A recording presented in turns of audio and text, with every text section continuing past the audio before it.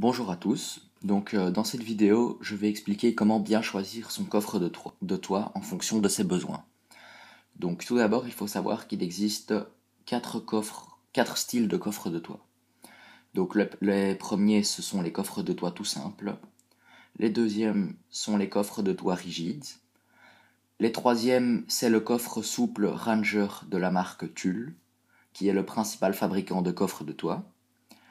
Et le quatrième, ce sont les galeries de toit. Dans cette vidéo, je vais vous présenter un par un ces quatre types de coffres de toit. Donc, tout d'abord, nous allons commencer par présenter les coffres simples. Alors, pour les coffres simples, il existe plusieurs sortes de coffres. Donc, il faut d'abord définir quel type d'objet vous voulez placer à l'intérieur. Par exemple, si ce sont des objets longs ou des objets encombrants, de sorte que vous pourriez savoir quelle forme il vous faut. Faites également attention au système de montage du coffre, car certains coffres peuvent être installés par vous-même, mais d'autres demanderont l'intervention d'un professionnel. Tous les coffres s'adaptent sur des barres de portage qui seront à placer sur le toit. Alors, les coffres de toit rigides sont les plus classiques. Ils ont différents systèmes d'ouverture, arrière, latéral ou dual side. En termes de matière, il vaut mieux opter pour des coffres en plastique, car ils résistent mieux à l'épreuve du temps. Leur volume varie entre 300 litres et 650 litres en moyenne. Mais évidemment, il faut choisir en fonction de la voiture. Donc les prix varient en fonction de la taille du coffre, mais aussi du nombre de serrures, une ou deux, et du système de montage.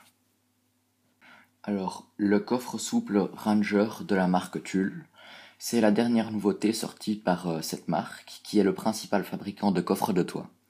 Son originalité est d'être entièrement pliable grâce à une combinaison d'éléments rigides et souples.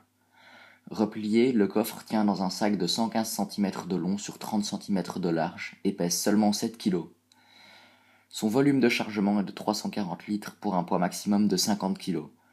Vous pouvez l'avoir en permanence dans votre coffre et l'installer rapidement en cas de besoin.